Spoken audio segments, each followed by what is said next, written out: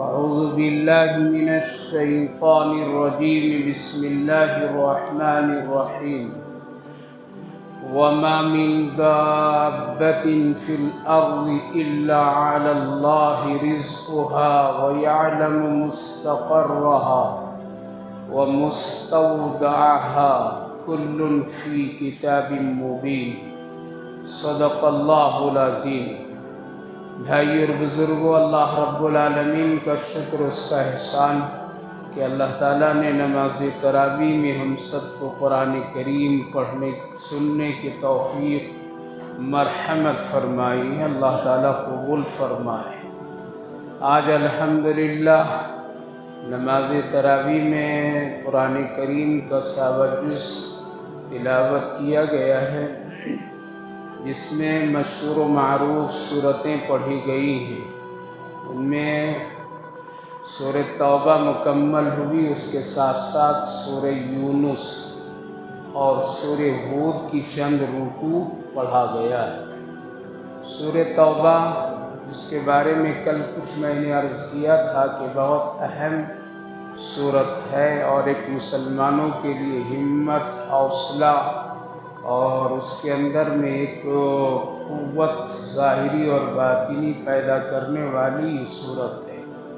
دلوں سے ڈر، خوف، دہشت نکالنے والی صورت ہے۔ توکل علی اللہ کی زندگی میں حوصلہ دینے والی یہ صورت ہے۔ سورہ توبہ کا آغاز ہوا تھا برات من اللہ، یعنی اللہ رب العالمین نے کافروں کے سلسلے میں سخت لہجہ استعمال فرمایا تھا، اور اس میں کفار و مشرکین اور پوری دنیا کے ان لوگ جو لوگ منکرین ہیں، ان کے سلسلے میں اللہ تعالیٰ نے ایک گویا کہ سخت کلامی اور ان کے تمام تدبیریں، سازشوں کا راز کو فاش کیا۔ لہذا ظاہر ہے کہ جب کسی آدمی کے سلسلے میں کوئی سخت پہلو اختیار کیا جائے تو پھر وہ اس کے مد مقابل میں وہ ڈراتا ہے، دھمکاتا ہے، وہ دہشت اور جنگ کی کیفیت کے حالات پیدا کرتے ہیں۔ تو ایسے موقع پر اللہ رب العالمین نے اس سورۃ پاک یعنی سورہ توبہ کے ختم پر بہت اچھی بات اور بہت ہی عمدہ کلام فرمایا، جس میں نبی اکرم صلی اللہ علیہ وسلم کی شان مبارک یعنی امت کے ساتھ آپ کا کتنا گہرا تعلق اور لگاؤ ہے اور آپ امت کے لیے کتنے مشفق و مہربان ہیں، اس کا بھی ذکر اللہ کرتے ہوئے فرمایا، اے لوگوں ڈرو نہیں کافروں کی سختی سے، اس کی تدبیروں سے، اس کی چالاکیوں سے، اس کے کسی بھی معاملات سے زیادہ خوف زدہ مت ہو۔ فَإِن تَوَلَّوْا فَقُلْ حَسْبِيَ اللَّهُ، یعنی بس اللہ پر بھروسہ کر کے تم اچھے کام کرتے رہو۔ فَإِن تَوَلَّوْا فَقُلْ حَسْبِيَ اللَّهُ لَا إِلَٰهَ إِلَّا هُوَ عَلَيْهِ تَوَكَّلْتُ وَهُوَ رَبُّ الْعَرْشِ الْعَظِيمِ، یعنی سورہ توبہ کی یہ آخری آیت ہے جس میں اللہ نے اپنے نیک بندوں، صالحین بندوں کو تسلی دے دیا، ڈرنا نہیں، بھروسہ اللہ پر کرو، اللہ تیرے لیے کافی ہے۔ حسبی اللہ، اللہ تیرے لیے کافی ہے اے میرے محبوب۔ حسبی اللہ علیہ توکلت وہو رب العرش العظیم، اسی پر بھروسہ کرو، وہ کافی ہے، وہ عرش عظیم کا مالک و مختار ہے۔ اس کلمے کے بارے میں حضرت علی رضی اللہ عنہ فرماتے ہیں کہ اگر کوئی آدمی صبح صبح اور شام کو اگر 7 مرتبہ پڑھ لیتا ہے تو اللہ تعالیٰ اچھے اچھے دشمنوں کو اس کے سامنے نرم کر دیتا ہے اور اس کے تابع کر دیتا ہے۔ لہذا یہ بہت پیاری آیت ہے، پیارا وظیفہ ہے۔ ہم لوگوں کو چاہیے کہ جس ماحول اور جس زمانے اور دور سے اس وقت گزر رہے ہیں، ایسے کلمات اور ایسے وظیفوں اور ایسی بابرکت آیات کو پڑھنا چاہیے۔ حسبی اللہ لا الہ الا هو علیہ توکلت وہو رب العرش العظیم۔ جب گھروں سے نکلیے، آفس، بازار، دنیا، کہیں سفر تو ایسے حالات میں گھر سے نکلتے وقت پڑھ لیا کیجیے یہ سورہ توبہ کی آخری آیت ہے۔ دوسری صورت سورہ یونس پڑھا گیا۔ سورہ یونس میں بھی بہت سارے تفصیلات ہیں، لیکن ایک بہت ہی مشہور پیغمبر کے نام سے اس سورۃ پاک کا نام رکھا گیا، حضرت یونس علیہ السلام۔ ان کے واقعات اور ان کے حالات زندگی بہت ہی مشہور و معروف ہے کہ کسی ایک اپنی طرف سے ایک بات کہنے کی بنیاد پر وہ کشتی پر سوار ہوئے، جس کی تفصیلات ہے، اور وہ بستی کو چھوڑ کر کے دوسری بستی میں پناہ لینا چاہتے تھے۔ جس بنیاد پر کشتی میں بیٹھنے والے جب بیچ دریا میں پہنچے تو کشتی ڈگمگانے لگی اور ڈوبنے اور غرق ہونے کے قریب اس میں آثار ظاہر ہونے لگے۔ ملاح نے کہا تھا کہ میری کشتی میں ایک آدمی ایسا ہے، لگ رہا ہے وہ اپنے مالک کے حکم کے بغیر کہیں بھاگ کر کے جا رہا ہے، اس لیے ہماری کشتی میں یہ پریشانی آ رہی ہے، یا وہ زیادہ ہو گیا اس لیے اس کو اتار دیا جائے۔ اس کی تفصیلات ہے اس سورۃ پاک میں، مفسرین لکھتے ہیں۔ حضرت یونس علیہ السلام کا قرآن اندازی میں بار بار نام آیا اور آپ اپنے آپ کو سمندر میں چھلانگ لگا دیے کہ میں ہی ہوں اپنے رب کے حکم کے بغیر بستی چھوڑ کر کے دوسری بستی پناہ لینے کے لیے جا رہا ہوں۔ واقعہ یہ ہوا تھا کہ 3 دن میں عذاب آنے کے بارے میں انہوں نے کہہ دیا تھا اپنے لوگوں سے، لہذا حضرت یونس علیہ السلام دریا میں چھلانگ لگائیں، اللہ نے حکم دیا مچھلی ان کو اپنے پیٹ میں لے لو اور ان کو اپنے پیٹ میں اس کا مسکن، ٹھکانہ، گھر، کمرہ، حجرہ بنا لو۔ لہذا 40 دن تک کے مچھلی کے پیٹ میں مچھلی پورا سمندر کا سفر کراتی رہی اور وہ اسی میں سیر کرتے رہے۔ لہذا پھر اللہ رب العالمین نے وحی الہی یعنی لا الہ الا انت سبحانک انی کنت من الظالمین پڑھنے کا القاء فرمایا، اور وہ پڑھے تو پھر مچھلی دوبارہ ان کو دریا کے کنارے ڈال دی۔ اس واقعے کے تفصیلات اس میں ہیں، اور لا الہ الا انت سبحانک انی کنت من الظالمین تو بہت مشہور ہے، ہم لوگ اس کو کرائے پر پڑھاتے ہیں۔ کس پر پڑھاتے ہیں؟ کرائے پر پڑھاتے ہیں، خود نہیں پڑھتے۔ پریشانی آ جاتی ہے، مصیبت آ جاتی ہے، بس مولوی صاحب مدرسے والے کو بلاتے ہیں اور پڑھا لیتے ہیں۔ پڑھا وہ ان کی پریشانی حل ہوئی، آپ کی پریشانی حل نہیں ہوئی۔ ارے بھائی، جو بیمار ہے دوا جو کھائے گا وہ اس کو فائدہ ہوگا یا دوسرے کو فائدہ ہوگا؟ بیمار ہم ہیں، ہمارے گھر میں پریشانی ہے، پڑھنے والا دوسرا آ رہا اور پڑھ کے چلا جا رہا ہے تو فائدہ ان کو ہوگا، آپ کو نہیں ہوگا۔ اس لیے اگر پڑھنا ہے، جیسا کہ حدیث پاک میں نبی اکرم صلی اللہ علیہ وسلم نے ارشاد فرمایا، اگر تجھے مصیبتیں چاروں طرف سے گھیر لے اور نکلنے کا کوئی راستہ نظر نہیں آ رہا، ایسے موقع پر تم لا الہ الا انت سبحانک انی کنت من الظالمین کا وظیفہ 1,25,000 پڑھا کرو، اللہ تعالیٰ غیبی مدد فرما، اور روز تم اس وظیفے کو اپنی زندگی میں شامل کر لو تو بہت ہی بہتر ہے۔ تو پریشانیوں کے حالات میں پڑھنے کا اب یہ کوئی ضروری نہیں کہ ایک ہی مجلس میں اس کو پوری کر دی جائے، بلکہ تھوڑا تھوڑا گھر کے افراد اگر اس کو تقسیم کر لے کہ ہم کو 10 دن میں پورا کرنا ہے، 20 دن میں پورا کرنا ہے، تو اپنے گھر کے لوگ پڑھیں، ماں بہنیں پڑھیں، بچے پڑھیں، 5,000 تم پڑھ لو، 10,000 تم پڑھ لو، اتنا تم پڑھ لو۔ اس طرح سے پڑھنے سے خود کا اخلاص بہت زیادہ کام آئیں گے، اور دوسرے لوگ آئیں گے پڑھ کر کے چلے جائیں گے، نہ اس میں اخلاص ہے، نہ اس میں للہیت ہے، نہ اس میں پیار ہے، نہ اس میں محبت ہے، نہ اس میں اہمیت ہے۔ اس لیے جب بھی کوئی ایسا مسئلہ آئے تو گھر میں تقسیم کر لیا کیجئے، اور ہفتہ 10 دن میں یہ تعداد کو پوری کیجئے۔ یہ بڑی برکت اور حضرت یونس علیہ السلام کا خاص اللہ کا دیا ہوا وظیفہ ہے، جس سے ان کو دریا اور مچھلی کے پیٹ سے نجات ملی۔ اس واقعے کو بھی اللہ رب العالمین نے اس صورت پاک 11ویں جز میں سورہ یونس میں ذکر کیا، جس کی تفصیلات ہے۔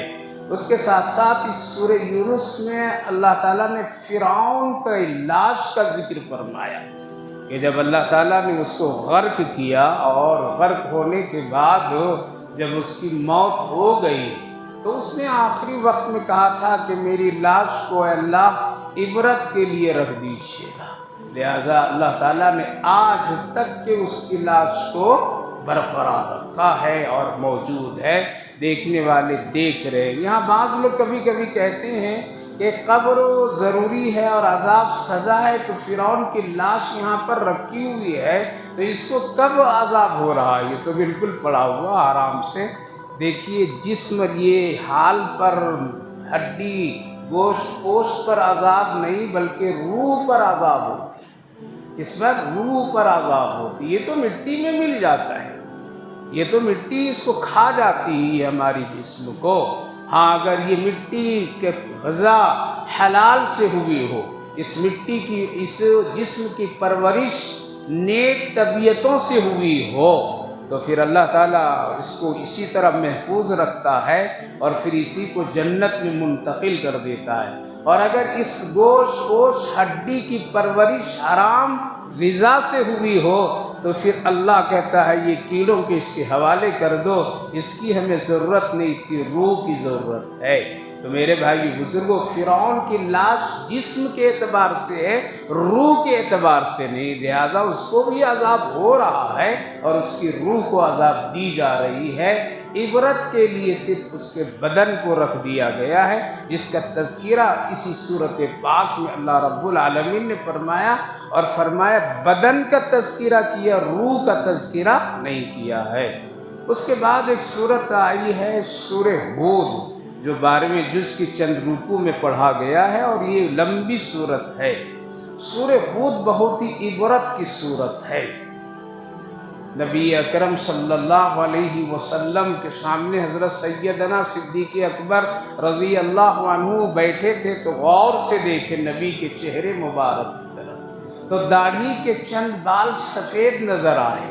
حضرت ابو بکر صدیق رضی اللہ عنہ نے پوچھا یا رسول اللہ اب آپ بوڑھے ہونے لگے، اب آپ پر بڑھاپا طاری ہے، اس لیے کہ بال داڑھی کے سفید اب نظر آنے لگے۔ اللہ کے رسول نے فرمایا ہاں اب مجھ پر بڑھاپا طاری ہونے لگا، اب میں بوڑھا ہو گیا، بوڑھا ہو رہا ہوں۔ حضرت صدیق اکبر رضی اللہ عنہ فرمایا کس وجہ سے؟ کوئی غم فکر کا؟ ہاں مجھے سورہ ہود نے بوڑھا کر دیا ہے، یعنی اس کے اندر نبیوں کی ذمہ داری بتائی گئی اور یہ کہا اللہ تعالیٰ نے اے میرے پیغمبروں، اے میرے نبیوں، اگر تم اپنی ذمہ داری ادا کر کے نہیں آؤ گے تو پھر آپ کے لیے بھی یہاں پکڑ ہے۔ اللہ اکبر۔ پیغمبروں سے جب اللہ یہ فرما رہا ہے تو ہم اور آپ کون ہیں؟ ہماری اور آپ کی پکڑ کیوں نہیں ہوگی جب ایک پیغمبر اور شہنشاہ کائنات محمد الرسول اللہ سے اللہ نے یوں فرمایا فاستقم کما امرت ومن تاب معک، جیسا میں آپ کو حکم کرتا ہوں ویسا ہی کام کیجئے، اپنی طرف سے کوئی بھی ادھر ادھر ملاوٹ مت کیجیے ورنہ پھر آپ کی بھی گرفت ہے۔ اللہ اکبر۔ تو میرے بھائی بزرگوں، یہ ذمہ داری نبی سن کر کے آپ کے حالات بدلنے لگے، پتہ نہیں کل قیامت کے دن ہم سے کوئی چپ ہو کر کے نہ رہ جائے جس سے ہماری وہاں گرفت ہو جائے۔ اتنا ڈرتے تھے نبی، ہم لوگ تو سر سے پاؤں تک غلطی کر کے زندگی گزارتے، پھر بھی کہتے ہیں دیکھ لیں گے جب اللہ پوچھے گا، جواب دے دیں گے اللہ جب پوچھے گا۔ یہ سوچ، یہ خیال ایک شیطانی خیال ہے اور گمراہ ہونے کے لیے سب سے بڑی چیز ہے۔ اس لیے ایسی بات اور ایسا سوچنا ایک مسلمان کے لیے جائز نہیں ہے۔ اللہ تعالیٰ نے اس صورت پاک میں فرمایا وَمَا مِن دَابَّةٍ فِي الْأَرْضِ إِلَّا عَلَى اللَّهِ۔ انسان نافرمانی کرتا ہے روزی کے لیے، مال کے لیے، کھانے پینے روٹی کے لیے، یہی اصل مقصد ہے اور یہی ایک چیز ہے ذریعہ نیک بننے کا بھی اور گناہ کرنے کا۔ آج پوری دنیا 3 چیزوں میں پھیلی ہوئی ہے، روٹی، کپڑا اور مکان، یہی 3 چیز، اس کے سوا رائے کیا؟ روٹی کے لیے بہترین کھانا کھائیں گے، اچھا کھانا کھائیں گے، اچھا کھلائیں گے، کپڑا اچھا پہنیں گے، اس کے سوا کچھ نہیں، مکان اچھا بنائیں گے، باقی دوسری لوازمات کی چیزیں وہ الگ ہے، لیکن اصل دنیا کا جو مقصد ہے اور اللہ نے ہم سب کو جو یہاں کے لیے نعمتیں دی وہ یہی روٹی، کپڑا اور مکان، یہ تین چیزیں ہیں۔ تو کبھی کبھی روزی کی تلاش، روزی کو حاصل کرنے کے لیے روزی دینے والے کا لوگ نافرمانی کر بیٹھتے ہیں، جبکہ اللہ نے فرمایا وَمَا مِن دَابَّةٍ فِي الْأَرْضِ إِلَّا عَلَى اللَّهِ، اے لوگو سنو، زمین پر جتنے چوپائے یعنی جتنے جاندار، انسان، جنات، حیوانات، جانور، چرندے، پرندے، درندے، جو بھی جان والے ہیں، سب کی روزی کی ذمہ داری میرے اوپر ہے، اللہ فرما رہا ہے۔ ہمیں معلوم ہے اس کی روزی کہاں ہے اور یہ کہاں سے کھائے گا، مستقر رہا کتنے دن تک کے کھائے گا، مستودع کتنا فائدہ اس روزی سے حاصل کرے گا، کل فی کتاب مبین، ہم نے کتاب واضح میں لکھ دیا ہے، یعنی تقدیر کی کتاب میں اللہ لکھ دیا ہے۔ ساتھ سمندر چلے جائیے، ہاتھ لگے گا تو کچھ لگے گا، نہیں تو خالی خالی لوگ واپس آ جاتے ہیں۔ روزی اور رزق کا مالک اللہ صاف فرمائے۔ اس کی شان نزول ہے، مفسرین نے ایک واقعہ لکھا حضرت امام قرطبی علیہ الرحمہ نے، کہ ایک قبیلے بنو اشعری، ایک قبیلہ تھا، اسلام کو قبول کیے، پہلی بار نبی اکرم صلی اللہ علیہ وسلم سے ملاقات کے لیے مدینہ وہ لوگ آئے، چلتے چلتے تھک گئے، کھانا پینا جو تھا ختم ہو گیا، مدینے سے باہر ذرا رک گئے، وہ لوگ ایک قافلے کی شکل میں تھے کہ یہاں ذرا غسل کریں گے، فریش ہوں گے، سستا لیں گے، ٹھیک ٹھاک ہو جائیں گے، اس کے بعد رسول اکرم صلی اللہ علیہ وسلم کی خدمت میں ہم لوگ حاضر ہوں گے۔ لہذا وہ لوگ وہاں ٹھہرے اور اپنے قافلے سے 2 آدمی کو بھیجے نبی کی خدمت میں کہ جاؤ، رسول اللہ انتظار کر رہے ہوں گے، ہم لوگوں نے دین بھی بتا دیا تھا، ٹائم بھی بتایا تھا کہ اتنے وقت میں آ جائیں گے، وہ زمانہ فون کا نہیں تھا، ہم کر دیے نہیں، لہذا 2 آدمی قافلے سے نکل کر کے نبی اکرم صلی اللہ علیہ وسلم کے گھر تشریف آئے، وہ لوگ آپ صلی اللہ علیہ وسلم گھر میں تشریف فرما تھے۔ یہ دونوں پہنچے تو اللہ کے رسول صلی اللہ علیہ وسلم گھر کے اندر تلاوت فرما رہے تھے۔ کیا کر رہے تھے؟ تلاوت پتہ یہ چلا کہ فرصت کی گھڑی میں اپنے گھر میں تلاوت کرنا چاہیے، جب فرصت کبھی مل جائے تو قرآن اٹھا کر کے بیٹھ جایا کیجیے، گھر میں برکتیں آ جائے گی، رحمتیں آ جائے گی، مصیبتیں چھٹ جائے گی۔ اللہ کے رسول صلی اللہ علیہ وسلم سے وہ 2 قافلے کے آدمی اس لیے آئے تھے کہ اللہ کے رسول کو بتا دے ہمارا قافلہ آیا ہوا ہے، مدینے کے قریب ٹھہرا ہوا ہے، وہ ذرا فریش ہو کر کے سستا کر کے آپ سے ملنے کے لیے آئیں گے یا رسول اللہ، لیکن کھانا ہم لوگوں کے پاس ختم ہو گیا ہے، اگر کچھ کھانے پینے کے انتظام کر دیں تو دے دیجئے، ہم لوگ لے کر کے جائیں گے اور قافلے والے کھا لیں گے۔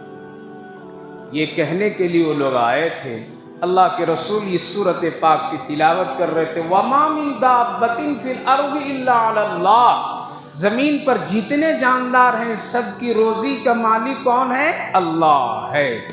یہ آیت کریمہ ان دونوں کے کان میں بھی کہا کہ جب اللہ روزی کی ذمہ داری لے لیا ہے تو رسول اللہ کو کیوں تنگ کریں گے، رسول اللہ سے کیوں مانگیں گے؟ کیا عقیدہ تھا ان کا؟ آج ہم لوگ تو پتھروں سے مانگنے کے لیے جا رہے ہیں، آج تو ہم لوگ نہ جانے کہاں کہاں ہاتھ پھیلا رہے ہیں، آج ہم لوگ نہ جانے کہاں کہاں جا کر کے شرکیہ کر کے روزی رزق کی تلاش، دکان نہیں چل رہی ہے تعویذ دے دیجئے چل جائے گی، گھر میں گناہ کر کے بیٹھو گے، گھر میں دکان گناہ کر کے بیٹھو گے، برکتیں آئیں گی؟ نہیں آئیں گی۔ لہذا روزی دینے والا اللہ ہے۔ یہ دونوں حضرات کیا کیے، سنے تو فوراً واپس، نہ نبی سے ملے اور نہ کھانے کی کوئی بات کہے، چلے گئے۔ ان لوگوں کا پہنچنے سے پہلے اب پہنچتے یہ لوگ، اس سے پہلے 2 شخص آیا اور کھانا ایک بڑا برتن میں لے کر کے قافلے والوں کو دے آیا۔ قافلے والے سمجھ رہے ہیں کہ رسول اکرم صلی اللہ علیہ وسلم نے ان کے کہنے پر کھانا کیا کیا؟ بھیج دیا۔ بڑے مزے سے کھائے لوگ، خوب اچھا دل بھر کر کے کھائے، کھانا بچ گیا، کھانا بچا ہوا لے کر کے اب نبی کی خدمت میں یہ لوگ ہیں۔ یہ دونوں تماشا دیکھ رہے ہیں، ارے دیکھو ہم لوگوں نے جو عقیدہ رکھا وہ اللہ کیا کیا؟ پوری کر دیا۔ عقیدہ ہو تو ایسا عقیدہ کہ اللہ ضرور دے گا۔ دکان کھولنا میرا کام ہے، روزی کا پہنچانا اللہ کا کام ہے۔ ہم ٹھیکے لے کر کے نہیں بیٹھے ہیں، روزی کا مالک تو اللہ۔ محنت شرط ہے، محنت کیجئے، روزی اللہ دے گا۔ جب تک کہ زمین سے روزی ختم نہیں ہوگی موت نہیں آئے گی، اور جب تک کہ روزی زمین پر نہیں آئے گی کوئی انسان بھی نہیں آئے گا۔ حدیث پاک میں ہے آنے سے پہلے روزی آ جاتی ہے اور جانے سے پہلے روزی ختم ہو جاتی ہے۔ یہ دو چیزیں ایسی ہے، تبھی موت اور حیات کا جوڑ لگا ہوا ہے۔ لہذا یہ دونوں حضرات چپ چاپ دیکھ رہے ہیں، یہ لوگ بھی مزے سے کھا رہے ہیں، کھانا پینا ہو گیا، بچا ہوا کھانا پورا قافلہ لے کر کے نبی اکرم صلی اللہ علیہ وسلم کی خدمت میں پہنچے اور کہا یا رسول اللہ، آپ نے جو کھانا بھیجوایا تھا بہت اچھا کھانا تھا، ہم لوگ خوب کھائیں اور یہ بچا ہوا ہے، آپ اس کو لے لیجئے، ضرورت مندوں میں تقسیم کر دیجئے، کھلا دیجئے۔ اللہ کے رسول دیکھ رہے ہیں یہ کیا ہوا۔ یہاں سے یہ بات معلوم ہوئی آپ عالم الغیب نہیں تھے۔ اگر آپ عالم الغیب ہوتے تو یہ ساری باتیں آپ کو معلوم ہو جاتی۔ جیسا کہ بہت سارے لوگوں کا یہ عقیدہ ہے کہ رسول اللہ عالم الغیب ہیں، نہیں، عالم الغیب آپ کلی طور پر نہیں ہیں، جو اللہ آپ کو خبر اور بتا دیتا تب وہی آپ بتاتے تھے۔ اللہ کے رسول صلی اللہ علیہ وسلم ان سب کی باتیں سننے کے بعد آپ نے فرمایا بھائی نہ تیرے آنے کے بارے میں مجھے کوئی علم، نہ تیرے کھانے پینے کے بارے میں بھی مجھے علم، نہ میں نے کھانا بھیجا نہ تیرے بارے میں کچھ میرے علم ہے، لہذا یہ کھانا میں نے نہیں بھیجا۔ کہا کہ اللہ کے رسول ان دونوں کو آپ کی خدمت میں بھیجا تھا، اور ہم لوگ تو یہ سمجھ رہے ہیں یہ دونوں آپ کو آ کر کے بتائے ہوں گے ہم لوگوں کے بارے میں، کیا کچھ نہیں بتایا؟ کیوں جی تم لوگوں نے بتایا نہیں، ملاقات نہیں کی؟ اب یہ دونوں کہتے ہیں یا رسول اللہ آپ کے دروازے تک ہم لوگ پہنچ گئے تھے، ملنا چاہ رہے تھے اور یہ روزی کھانے کا مطالبہ بھی کرنا چاہ رہے تھے، لیکن آپ اندر سے تلاوت کر رہے تھے وَمَا مِن دَابَّةٍ فِي الْأَرْضِ إِلَّا عَلَى اللَّهِ، کہ زمین پر جتنے بھی جاندار ہیں ان سب کی روزی کی ذمہ داری کس پر ہے؟ اللہ پر ہے۔ جب ہم یہ آیت سنے تو ہم نے آپ کو پریشان نہیں کرنا چاہا کہ جب اللہ نے ذمہ لیا ہے تو ہم مسافروں کو بھی وہی کھلائے گا۔ میرے بھائیو بزرگوں سب پریشان ہوئے، خوشیاں ہوئی کہ اللہ نے غیبی روزی عطا فرمایا۔ آج دنیا میں انسان کے علاوہ کوئی اتنی روزی کے لیے پریشان نہیں ہے جتنا انسان پریشان ہے یا نہیں؟ کیا جانوروں کی کوئی مارکیٹ ہے اس کی مارکیٹ؟ کیا پرندوں کی کوئی دکان ہے کہ وہاں روز جاتے ہو اور وہ خریداری کر کے آتے ہو؟ انسان کے علاوہ اتنی شکلیں زندگی گزارنے کے لیے ہے کوئی نہیں۔ ان کے بھی بچے ہوتے ہیں، ان کا کوئی ہاسپٹل نہیں ہے کہ وہ آ کر کے ڈاکٹر صاحب سے فیس دے کر کے دکھاتے ہو کہ میرا الٹرا ساؤنڈ کر دیجئے، میرا کب ہوگا نہیں ہوگا، کیا ہوگا ہے کوئی؟ کہیں نہیں۔ اللہ رب العالمین نے اپنی مخلوقات کی خود اس کی حیثیت سے علاج، روزی، کھانا پینا سب کچھ انتظام کر کے رکھ دیا ہے۔ یاد رکھیے مقدر کی روزی کو چھین نہیں سکتا ہے اور مقدر کی روزی سے آپ کو زیادہ مل بھی نہیں سکتا ہے۔ پھر یہ برکت جو کہتے ہیں برکت، دیکھیے دو چیزیں ہیں، ایک ہے مقدر اور ایک ہے مقدر کے علاوہ برکت۔ نیکی کا کام کریں گے اس مقدر کی روزی میں اللہ برکت عطا فرمائے گا، اس میں برکتیں عطا فرمائے گا۔ مثلا ایک آدمی 4 روٹی کھاتا ہے لیکن وہ 2 روٹی کھا کر کے اس کی طبیعت میں خوشی بشاشت کی کیفیت آ جائے گی، یہ کیا ہے؟ یہ برکت ہے۔ تو کھلانے والا کون ہے؟ اللہ ہے۔ کہیں نہ کہیں اللہ کبھی نہ کبھی کسی شکل میں انتظام کر کے رکھ دیتا ہے۔ اس مہنگائی دور میں بھی کوئی بھوکا، کسی بھوکا کو اللہ سونے نہیں دیتا ہے، بلکہ کسی نہ کسی طرح سے اللہ روزی کا انتظام کر ہی دیتا ہے۔ اگر کوئی بھوکا مر رہا ہے، پھانسی لگا کر کے مر رہا ہے، قرضوں سے پریشان، تو یہ اپنی پریشانیوں کی وجہ سے ہے، اللہ کی طرف سے نہیں ہے۔ تو میرے بھائی بزرگوں، روزی اور رزق کا مالک کون ہے؟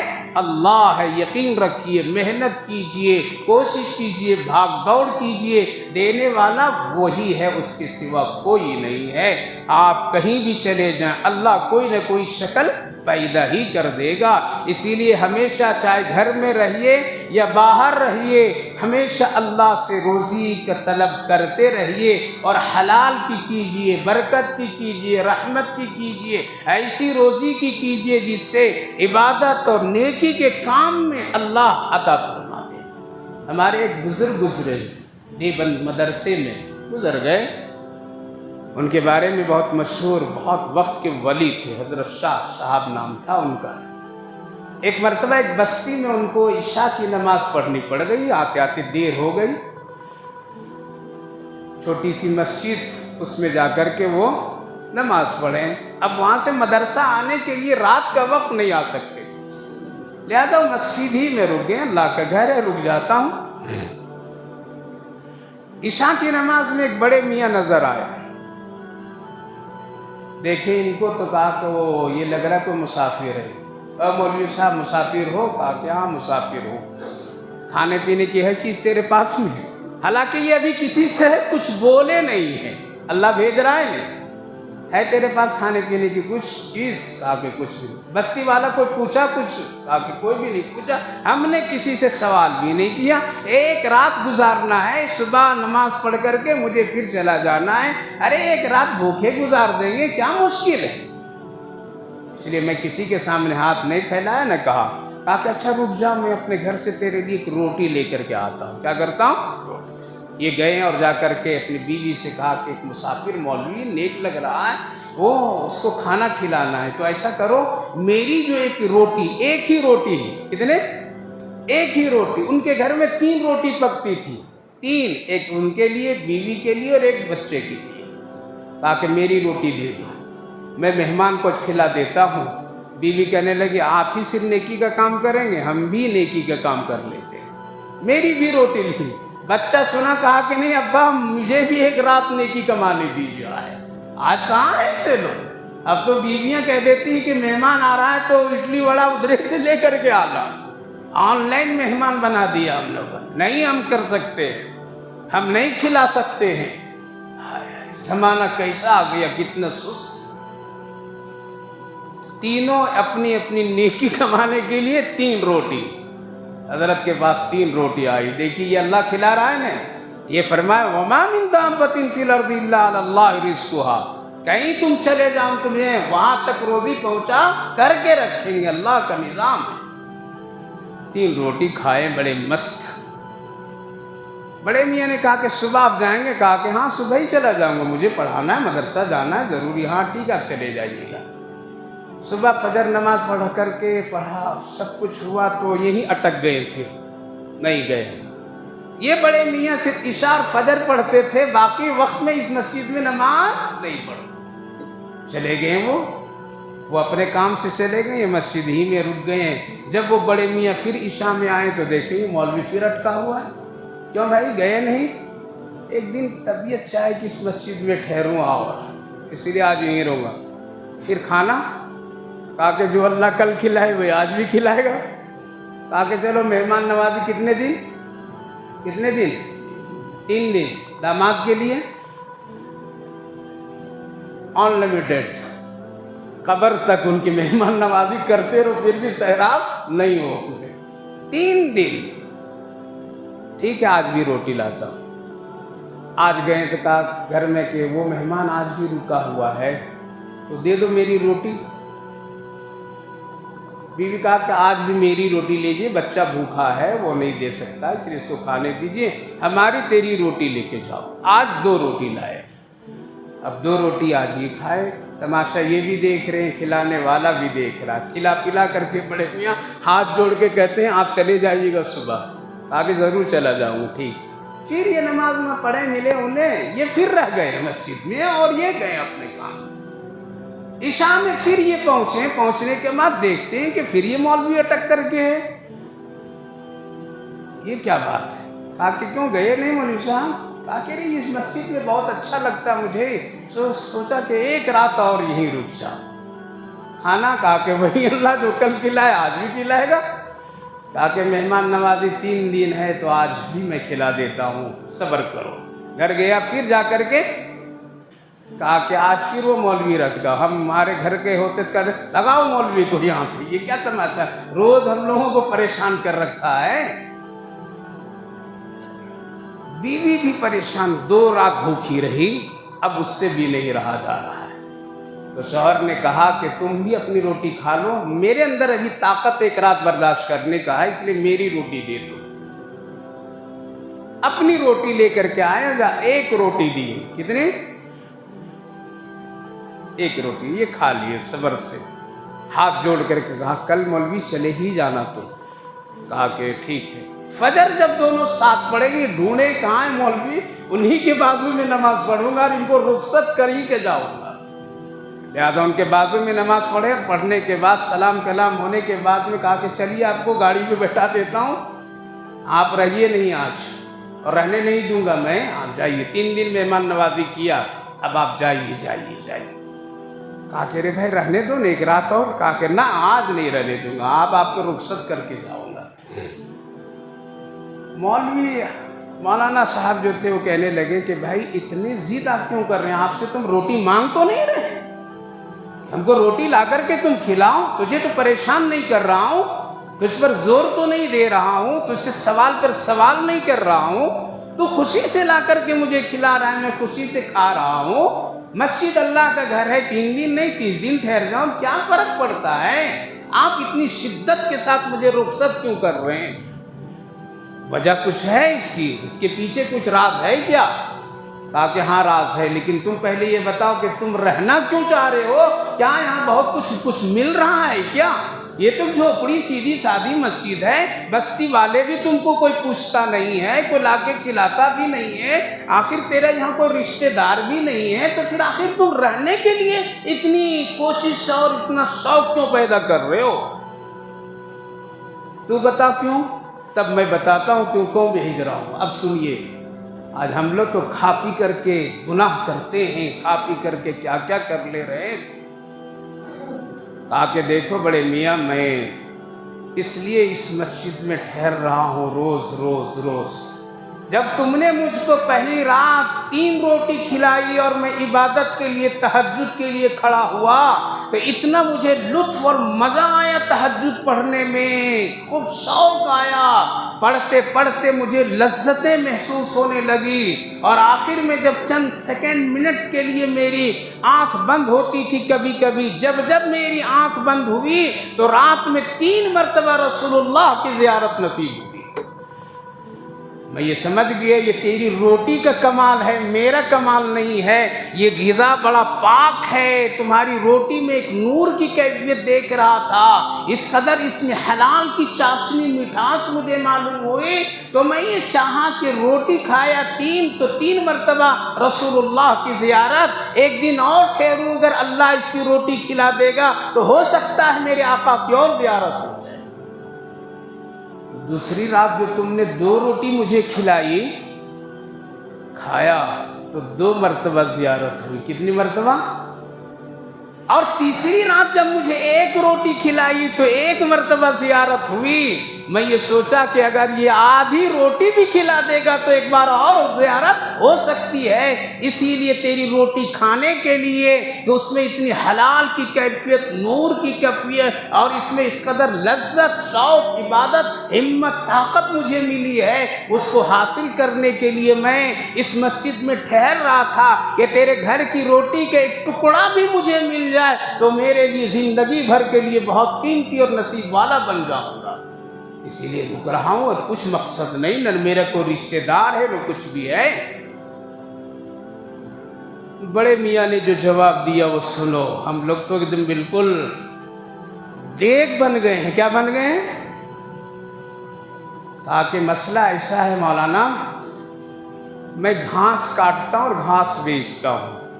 دیہاتی ہیں، صبح فجر پڑھ کے جاتا ہوں، جلدی سے گھاس کاٹتا ہوں، ایک ٹکڑا اور بیچتا ہوں، ایک آنا دو آنے میں، اور اس ایک دو آنے میں میں آٹا لے کے آتا ہوں. اتنا ہی آٹا مجھے روز میری کمائی ہے جس سے 3 روٹی گھر میں بنے. کتنے؟ دوپہر میں نہ ہم کھاتے نہ میرے بچے بیوی کھاتے ہیں، میں کما کے لاتا ہوں حلال یہ، اور آٹا 3 روٹی کی وہ ہوتی ہے. ایک روٹی ہم، ایک بیوی اور ایک میرا بیٹا کھاتا ہے. پہلی رات میں میرے بیٹے بیوی سب اس نیکی میں شریک ہو گئے، اور ایک رات پورا گھر ہم لوگ تیرے لیے کیا کیے؟ مہمان کے احترام میں، عالم کے احترام میں ہم لوگ سب بھوکے رہے. لیکن دوسری رات میرا بیٹا برداشت نہیں کر سکا تو اپنی روٹی کھا گیا. میری بیوی ایک اپنی دی اور ایک میں دیا تو 2 ہی روٹی لا سکا. لہذا ہم دونوں نے میاں بیوی دوسری رات بھی بھوکے گزارے، پانی پر گزارے. چلو ایک عالم کے لیے ایک احترام ہو جائے اور ایک مہمان نوازی ہو جائے، اس لیے کہ رسول اللہ کی سنت ہے.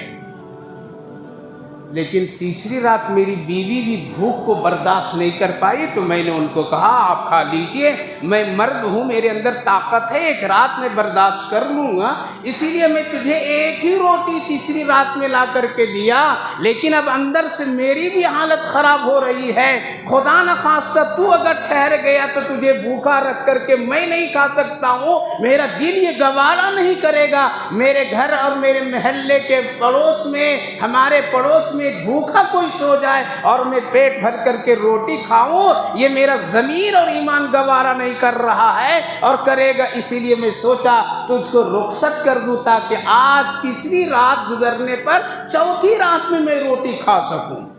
اللہ اکبر.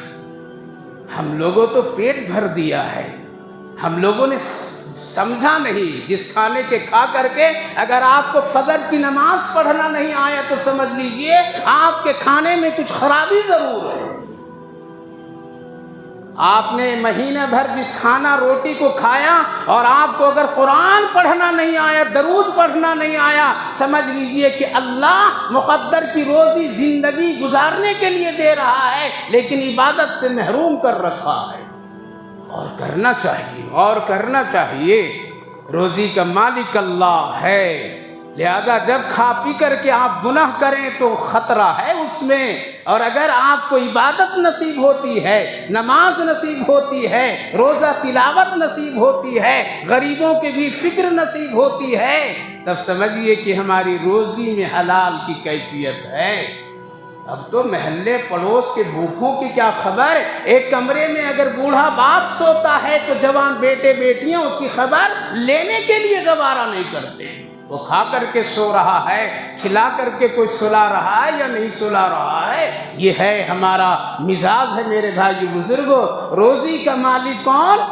بولیے اللہ ہے. اللہ ہے. اللہ فرمایا وَمَا مِن دَابَّةٍ فِي الْأَرْضِ إِلَّا عَلَى اللَّهِ. جتنے بھی ہیں روزی کا تعلق عبادت سے بھی نہیں ہے. اگر عبادت سے ہوتے تو بے نمازی سب مر جاتے بھوکے، لیکن 90% بے نمازی ہیں لیکن روزی مل رہی نہیں. پتہ چلا کہ روزی کا تعلق اللہ نے عبادت سے نہیں رکھا ہے. ہاں روزی کے تعلق عبادت سے صرف برکت ہے، رحمت ہے، روزی نہیں ہے. اللہ بے نمازی کو بھی دے رہا ہے، شرابی کو بھی دے رہا ہے، جواری کو بھی دے رہا ہے، قاتل کو بھی دے رہا ہے. روزی کا تعلق ایمان سے بھی نہیں ہے کہ ایمان جو لائے گا اسی کو کھلائے گا. ہمارا اور آپ کا مزاج ہے یہ میرا ہے تو کچھ دیں گے، یہ میرا نہیں تو کچھ بھی نہیں دیں گے. لیکن اللہ کا معاملہ نہیں. وہ رؤوف الرحیم، غفور الرحیم، رزاق ہے. وہ کہتا ہے یہ بندہ میرا ہے، چاہے یہ مجھے مانے یا نہ مانے ہم اس کو ضرور دیں گے. تو روزی کا تعلق ایمان سے بھی نہیں ہے کہ ایمان لائے گا وہی کھائے گا. بے ایمانوں کو بھی اللہ روزی دے رہا ہے. روزی کا تعلق علم سے بھی نہیں ہے. دنیا تو ڈرا رہی، پڑھو گے تبھی ٹھیک رہو گے، پڑھو گے تبھی اچھے کھاؤ پیو گے، پڑھو گے ڈاکٹر انجینئر فلاں فلاں فلاں ڈگریاں یہاں وہاں کرو گے تو خوشحال رہو گے. اس کا بھی تعلق علم سے اللہ نے نہیں رکھا ہے کہ پڑھو گے تب. کتنے ایسے جاہل ہیں جن کو قلم اٹھانا لکھنا نہیں آتا ہے، لیکن دولت اس کو اللہ اتنی دے دیا ہے، اللہ اکبر، کہ وہ کھا بھی رہا کھلا بھی رہا ہے.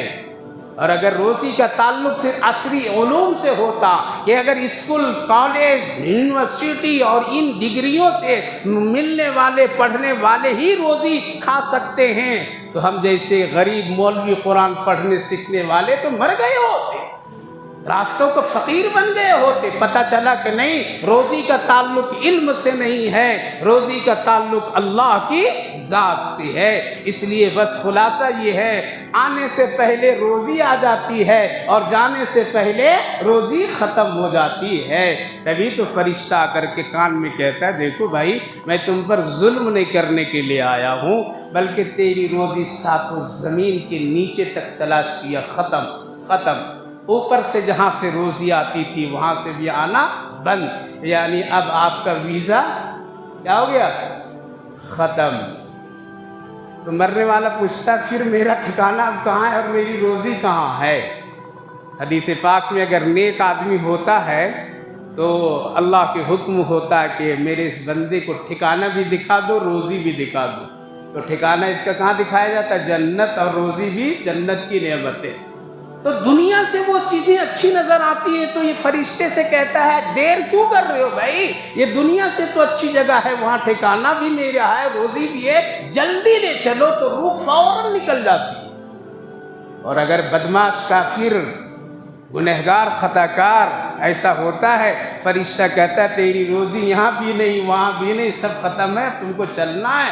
کہاں چلنا ہے؟ کہاں روزی، کہاں ٹھکانہ ہے؟ اللہ حکم کرتا ہے اس کا ٹھکانہ میں بنا دیا ہوں، اس کی روزی کھانے پینے کی جگہ ہے. اس کو جب جہنم، آگ، یہ ساری چیزیں نظر آتی ہے تو وہ جانے کے لیے پسند نہیں کرتا ہے. وہ سمجھتا ہے وہ تو بڑا خطرناک جگہ ہے، لہذا دنیا تو میرے لیے تو اچھی ہے. لہذا اس کی روح جسم کے پنجریوں میں، ہڈیوں میں، یہاں وہاں اٹکنے کی کوشش کرتی ہے، نکلنا نہیں چاہتی ہے. فرشتہ ہاتھ ڈال کر کے سختی سے نکالتا ہے. اسی لیے کہا جاتا ہے موت بہت ہی سخت ہے، سخت گنہگاروں کے لیے ہے، نیک لوگوں کے لیے نہیں ہے.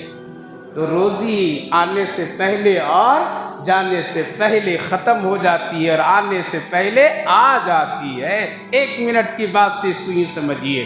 ہمارے بزرگوں میں ایک بڑے بزرگ حضرت حکیم الامت مولانا اشرف علی تھانوی علیہ الرحمہ، ان کا ایک خاص مرید دلی میں وہ رہا کرتے. ان کا چھوٹا سا ایک بیٹا تھا. بچپن میں بھٹا جانتے ہیں، وہ مکئی وغیرہ کے ہوتے، وہ کھاتے کھاتے منہ کے اندر جانے کے بجائے ناک میں چلا گیا. کہاں چلا گیا؟ خطا کر گئے، یہاں آ کر کے وہ دانہ اٹک گیا. چھوٹا تھا، لوگ سمجھے کہ کچھ دنوں کے بعد نکل جائے گا، لیکن وہ ناک کے پانی سے بھیگتا بڑا ہو گیا. اب سانس لینے میں تکلیف ہوئی. گھر والے بولے جلدی اس کا علاج کراؤ، نکالو، نہیں تو بچے کو بہت پریشانی ہو رہی. تو وہ شخص نے کہا کہ ٹھیک ہے، اپنے شیخ کے پاس لے جا رہا ہوں، وہیں اس کا پہلے علاج ہوگا. پہلے لوگ دعا سے علاج کرتے تھے، اب لوگ دوا سے علاج کرنے لگے. کیا انہیں اب دوا کے پیچھے پڑ گئے، دعا چھوڑ کر کے ہم لوگوں نے دلی سے چلتے چلتے سفر کرتے یہاں پہنچے حضرت کے پاس خانہ بھون. تقریباً کئی گھنٹوں اور کئی میل کا راستہ. حضرت سے ملاقات ہوئی، پوچھ رہے ابھی خیریت ہے، کیوں آیا ہے؟ ابھی وہ پوچھ ہی رہے تھے تب تک کہ وہ ان کا بیٹا جو چھوٹا تھا جس کا اٹکا ہوا تھا وہ چھینکا بہت زور سے، اتنا زور سے چھینک مارا کہ وہ دانہ نکل گیا، نیچے گرا. حضرت کے یہاں مرغیاں پلی ہوئی تھی اور مرغی اس وقت بچہ دی تھی، تو چھوٹے چھوٹے بچے ادھر ادھر. ایک بچہ آیا، کھٹ سے وہ دانہ لیا، نگلا اور بھاگا. وہ حضرت سب کچھ دیکھ رہے ہیں، وہ بھی آدمی دیکھا کہ میرا بچہ چھینکا تو دانہ نکل گیا، زمین پر وہ دانہ پڑا اور مرغی کا بچہ آ کر کے فوراً لے کے بھاگ گیا. حضرت پوچھے کیوں آیا بھائی، اور بچے کو بھی لے کر کے آئے ہو، کیا پریشانی؟ اب یہ چہرہ دیکھ رہا. کہا حضرت جس کام کے لیے آیا تھا وہ ہو گیا میرا کام. کیا ہوا بھائی، کیا ہوا؟ اب اس نے تفصیل سنائی، یہ ہوا، اور ابھی بچہ جو چھینکا تو دیکھیں نا آپ نے، آپ کی مرغی کے بچہ آ کر کے دانہ لیے کٹ سے نکل گیا. حضرت کیا خوبصورت جواب دیے، دانا پہلے آ گیا تھا، بچہ دلی میں تھا، روزی جہاں ہوتی ہے انسان کو اللہ کھینچ کر کے وہاں لاتا ہے۔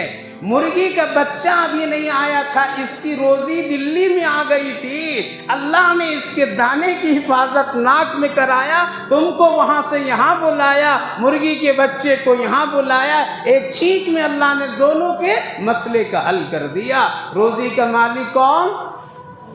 سسرال والے۔ جہیز دے گا تب ہم زندہ رہیں گے، نہیں دے گا تو کیسے زندہ رہیں گے؟